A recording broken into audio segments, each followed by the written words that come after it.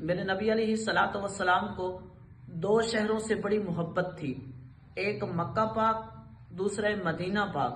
میرے نبی علیہ الصلوۃ والسلام نے فرمایا کہ جس طرح مکہ حرم ہے، یہ مدینہ بھی میں محمد کا حرم ہے۔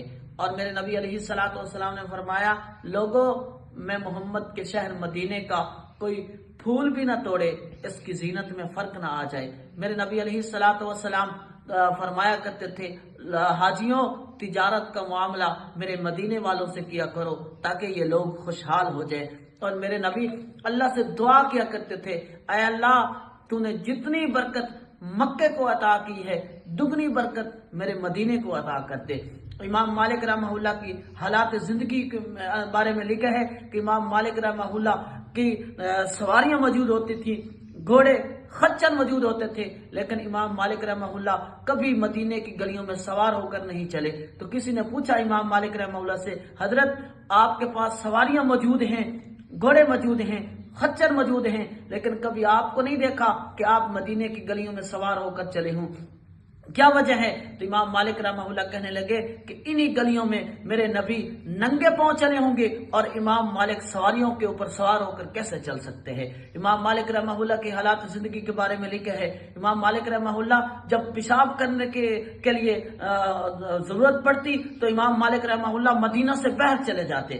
تو کسی نے پوچھا امام مالک رحمہ اللہ سے کہ حضرت آپ پیشاب کرنے کے لیے باہر جاتے ہیں مدینہ سے، مدینے کے اندر پیشاب کیوں نہیں کرتے؟ کہنے لگے کہ حضور کا شہر ہے، مجھے مدینے کے اندر پیشاب کرتے ہوئے شرم آتی ہے۔ پھر امام مالک جب باہر جاتے تو آہستہ آہستہ چل کے جاتے، اور جب واپس آتے تو دوڑ کے آتے۔ تو امام مالک رحمہ اللہ سے کسی نے پوچھا، حضرت آپ جب باہر جاتے ہیں تو مدینہ سے باہر جاتے ہیں تو آہستہ آہستہ چلتے ہیں، اور جب واپس آتے ہیں تو دوڑ کے آتے ہیں، تو کیا وجہ ہے؟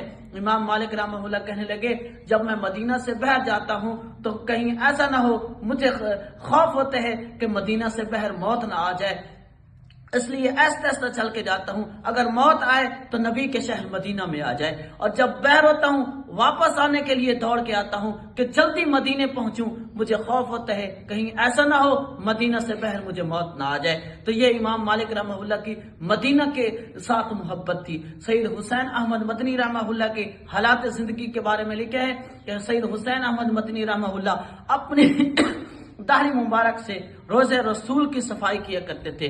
تو کسی نے پوچھا، جو اس مقام پہ نہیں پہنچتا اس کو یہ بات سمجھ میں کیسے آ سکتی ہے؟ تو کسی نے پوچھا، حضرت آپ داڑھی کی توہین کر رہے ہیں، آپ سنت کی توہین کر رہے ہیں کہ اس کے ساتھ اس کو جھاڑو بنایا ہوا ہے۔ تو حضرت سید حسین احمد مدنی رحمہ اللہ نے فرمایا کہ یہ سنت کی توہین نہیں ہے، جس کی سنت ہے اسی کے اوپر قربان کر رہا ہوں۔ تو دیکھو مدینے کے کتنے فضائل ہیں، کتنا مقام ہے۔ میرے نبی علیہ الصلوۃ والسلام نے فرمایا، یہ جو مدینے کی مٹی ہے نا، بسم اللہ الذی تربت ارضنا بذیقۃ بعضنا ویشفی سقیمنا، میرے نبی نے فرمایا، بخاری شریف کی حدیث ہے، میرے نبی نے فرمایا یہ جو مدینے کی مٹی ہے یہ بیماروں کو شفا دیتی ہے۔ اور مشکات شریف جلد نمبر 2 کہ حدیث پاک کے اندر آتا ہے کہ 70,000 فرشتہ صبح آتے ہیں، 70,000 فرشتہ شام کو آتا ہے، اور وہ جھاڑو لے کے نہیں آتا، اپنے پروں سے میرے نبی کے روزے کی صفائی کرتے ہیں، وہ اپنے پروں کے ساتھ میرے نبی علیہ الصلوۃ والسلام کے روزے کی صفائی کرتے ہیں۔ تو دیکھو یہ مدینے کا اتنا مقام ہے، میرے نبی علیہ الصلوۃ والسلام جس جگہ پہ آرام فرما رہے ہیں اس جگہ کا اتنا مقام ہے، اتنی شان ہے۔ میرے نبی نے اس لیے تو فرمایا، جس طرح مکہ حرم ہے یہ مدینہ بھی میں محمد کا حرم ہے۔